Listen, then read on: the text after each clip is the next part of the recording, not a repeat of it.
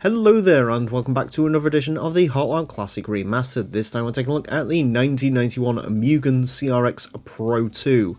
This car was requested by R2D2, who I feel really bad for. He's been one of the most prolific commenters since the Hot Lap Classic came back, and he's requested quite a lot of cars and I've done none of them. So hopefully he enjoys this. This is apparently the closest thing to his real-life CRX that he's got. And if he's in the comment section, check out his channel, because he's developing a game, which is far more impressive than anything I could ever do. Like, it's an actual proper Demolition Derby style thing. It's only in the concept stage, but it looks very interesting. Anyways, yeah, 1991 Mugen CRX Pro 2. Not expecting big things out of this. 208 horsepower, front engine, front wheel drive, 920 kilos.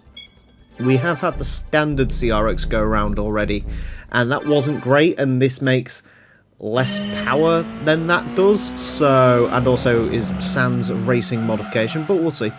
This car is going to get 6 laps of the Motorsports Land track. Our current leader is the Ford GT90, a 28.190. The CRX Pro 2 is unlikely to beat that. The standard CRX is 81st place, a 32.178. So, if I had to guess, if we can get this into the 32s, I'd be impressed. Like I say, ultimately, we're not making that much power. The standard car did make slightly more, and like I said, it had the racing modification to go with it, whereas this one does not.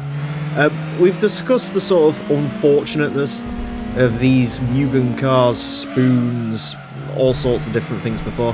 For the most part, these pre-tuned cars in the game do get done a little bit dirty, because while from stock they are better than the standard cars, obviously, once you start to upgrade them, the standard cars usually overshadow them. Sometimes they'll have missing or incomplete tuning parts, and just in general they often won't make the same amount of power that the normal version will. So for example, the Mugen Accord we had go round made an awful lot less power than the standard Honda Accord that we had go round. So that sort of thing.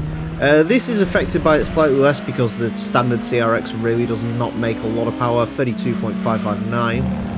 That is pretty good actually. What was it? 32.178. So yeah, 0.4. That's probably about accurate. We'll see how it goes. Did mess up this lap slightly by trying to look at the leaderboard, but never mind.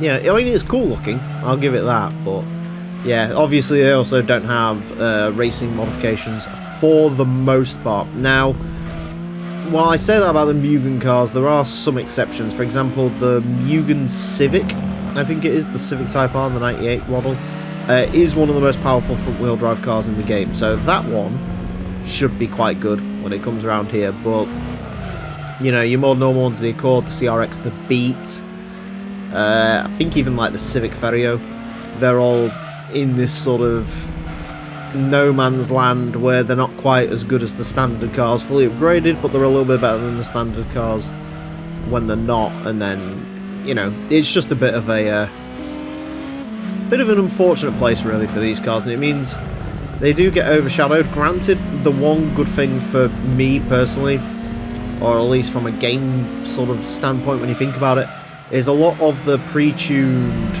cars are prize cars that you get from certain events. And so it does mean that, like with the CRX, there is actually a reason to buy the standard road-going CRX and not just like carry this one through the game, because that will have other upgrade potential. 32.043. That was okay. 42 even. I will admit that was quite a fluky lap. Yeah, that has actually beaten the standard CRX, which throws everything I said out of the window. But like I say, I don't think that's particularly because this car is better than the standard CRX. I think we just had a really good final lap, and we did. Yeah, there's not a lot of speed in it. It handles really, really nicely, but there's just not any speed in it because it doesn't make an awful lot of power. 32.042 will place this car into 78th place. It goes slightly quicker than the Mazda Unos Roadster, which actually makes about the same amount of power and weighs about the same, so that's quite good. Quicker than Daihatsu Terios, of course. It's quicker than the standard CRX. It's quicker than the HKS drag car, so that's something. Quicker than the Polo. Yeah, it's, you know, it's not bad. It's about where it should be based on its power, but yeah, should it be beating the standard CRX? Probably not, but it has done, so there you go. There's a bonus to that car. So, yeah. Anyways, that's it for this edition of Hot Lap Classic. Do hope you've enjoyed. Join me next time when I'll be driving car number 100 around the track, so join us for that. Until then, farewell.